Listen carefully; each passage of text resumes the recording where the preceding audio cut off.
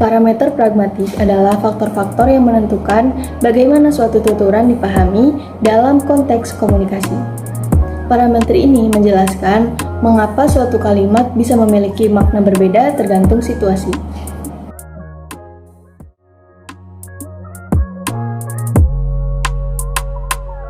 Assalamualaikum warahmatullahi wabarakatuh. Perkenalkan, nama saya Umi Hidayah dengan NIM 2530110055. Di sini saya akan menjelaskan mengenai dengan konteks. Apa itu konteks? Menurut Stephen C. Levens 1983, konteks mencakup latar belakang pengetahuan bersama atau self knowledge antara penutur dan mitra tutur yang memungkinkan suatu tuturan dipahami dengan benar. Yang pertama ada konteks situasional, meliputi 1. Tempat terjadinya tuturan. Yang kedua ada waktu. Yang ketiga ada peristiwa yang sedang berlangsung. Yang keempat ada suasana, baik itu formal, santai, tegang, dan lain sebagainya. Contohnya di perpustakaan, seseorang berkata, "Tolong pelan-pelan." Maksudnya adalah meminta orang lain agar tidak berisik karena suasananya harus tenang. Yang kedua ada konteks sosial, meliputi yang pertama ada status sosial, yang kedua ada hubungan kekuasaan, yang ketiga ada jarak sosial, akrab atau tidaknya. Contohnya, mahasiswa kepada teman, "Pinjam bukunya ya." Sedangkan mahasiswa kepada dosen, "Pak, Bu, apakah saya boleh meminjam bukunya?" Itu termasuk konteks sosial. Yang ketiga ada konteks budaya, meliputi yang pertama ada norma, yang kedua ada nilai, dan yang ketiga ada kebiasaan masyarakat yang mengaruhi cara berbicaranya. Contohnya di Indonesia ketika bertemu orang yang lebih tua biasanya berkata, "Permisi Pak, Bu," sebagai bentuk sopan santun. Yang keempat ada konteks linguistik. Konteks yaitu unsur bahasa yang muncul sebelum atau sesudah suatu tuturan dan mempengaruhi makna. Contohnya pada kalimat pertama, "Ani membeli buku baru." Kalimat kedua, "Dia sangat senang." Kata "dia" pada kalimat kedua merujuk pada Ani. Jadi kesimpulannya, konteks membantu kita memahami makna sebenarnya dari sebuah tuturan karena arti suatu kalimat bisa berbeda tergantung situasi, hubungan sosial, budaya, dan kalimat yang menyertainya. Dalam pragmatik, cara seorang berbicara dipengaruhi oleh hubungan antara penutur atau orang yang berbicara dan mitra tutur, orang yang diajak berbicara. Hubungan ini menentukan pilihan kata, tingkat kesopanan, dan bentuk kalimat. Kemudian saya akan menjelaskan mengenai penutur dan mitra tutur. Apa itu penutur dan mitra tutur? Dalam pragmatik, identitas dan hubungan antara penutur dan mitra tutur sangat menentukan bentuk dan makna tuturan. Menurut Jeffrey Leach 1983, hubungan sosial mempengaruhi strategi kesantunan dan pilihan bentuk bahasa. Aspek yang perlu diperhatikan hanya yang pertama ada usia. Cara berbicara kepada orang yang lebih tua biasanya lebih sopan. Contoh, kepada teman sebaya, "Kamu sudah makan belum?" Sedangkan kepada orang yang lebih tua, "Bapak, Ibu sudah makan." Kemudian yang kedua ada status sosial. Status sosial seperti guru, dosen, atau atasan mempengaruhi bentuk bahasa yang digunakan. Contoh, kepada teman, "Tolong kirim tugasnya sekarang." Kepada dosen, "Pak, Bu, apakah saya boleh mengirim tugasnya sekarang?" Terus yang ketiga ada hubungan kekerabatan. Hubungan keluarga membuat bahasa yang digunakan lebih santai dan akrab. Contoh, "Kak, pinjam motor sebentar ya." Sedangkan kepada orang yang tidak dikenal, "Permisi Pak, apakah saya boleh meminjam motor sebentar?" Kemudian ada yang keempat itu kedekatan emosional. Semakin dekat hubungan seseorang, biasanya bahasa yang digunakan semakin santai. Contoh, kepada sahabat, nanti ikut makan bareng ya." Sedangkan kepada orang yang baru dikenal, apakah Anda ingin ikut makan bersama? Yang kelima itu adalah kekuasaan atau otoritas. Orang yang memiliki kekuasaan atau jabatan biasanya dihormati dalam cara berbicara. Contoh, kepada teman, tunggu sebentar ya. Sedangkan kepada atasan, mohon menunggu sebentar ya Pak, Bu.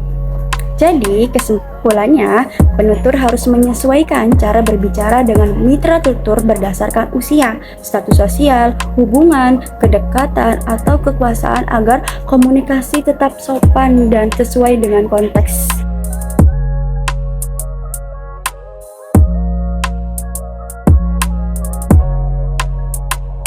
Tujuan atau maksud tuturan.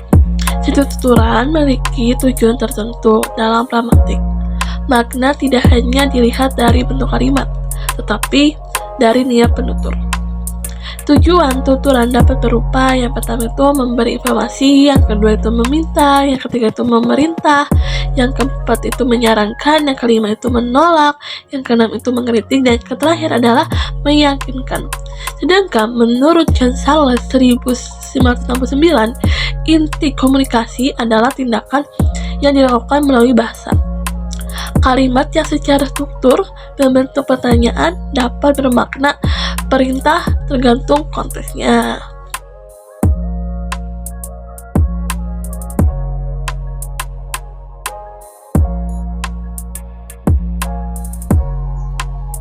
Tindak tutur speak out adalah teori tentang bagaimana ucapan tidak hanya menyampaikan makna, tetapi juga melakukan tindakan tertentu diumumkan oleh G. L. Austin pada 1962 dalam How to Do Things with Words. Kemudian dikembangkan oleh John Searle pada 1969. Jenis tindak tutur menurut Austin, yang pertama itu tindak lokusi, tindakan mengucapkan sesuatu secara harfiah atau literalis, hanya menyampaikan informasi atau makna dasar kata-kata yang digunakan. Contoh, hari ini cuaca cerah. Yang kedua, tindak ilokusi, tindakan melakukan sesuatu melalui ucapan yang memiliki tujuan atau kekuatan tindakan di balik kata-kata, seperti memerintah, berjanji, atau meminta. Contoh, saya janji akan datang besok. Yang ketiga,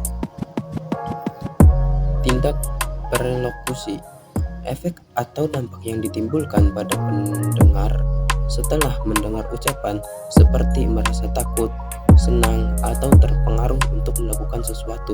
Contoh, setelah mendengar ada kebakaran, pendengar langsung berlari keluar ruangan. Klasifikasi tindak ilokusi menurut Searle. Searle mengelompokkan tindak lokusi menjadi 5 jenis. Yang pertama, representatif, ucapan yang menyatakan kebenaran atau keyakinan pembicara. Misal, saya yakin dia akan menang. Yang kedua, direktif, ucapan yang mengarahkan pendengar untuk melakukan sesuatu. Misal, tolong bantu saya angkat ini. Yang ketiga, komisif. Komisif itu ucapan yang membuat pembicara berkomitmen untuk melakukan sesuatu. Misal, saya akan menyelesaikan tugasnya hari ini. Yang keempat, ekspresif. Ekspresif itu ucapan yang menyampaikan perasaan atau sikap pembicara. Misal, saya sangat senang bertemu denganmu. Yang keempat, deklaratif, ucapan yang langsung mengubah keadaan atau realitas dengan cara diucapkannya. Misal, saya nyatakan pertemuan ini dimulai. Terima kasih.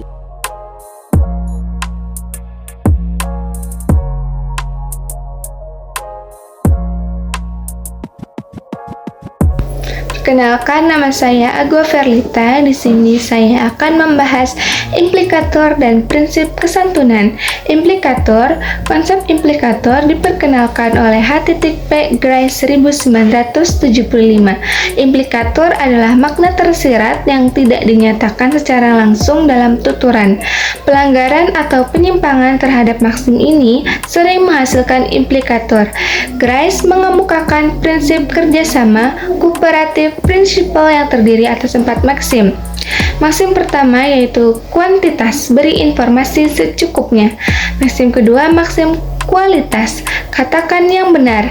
Maksim ketiga yaitu maksim relevansi, berkaitan dengan topik. Dan maksim keempat yaitu maksim cara, jelas dan tidak berbelit.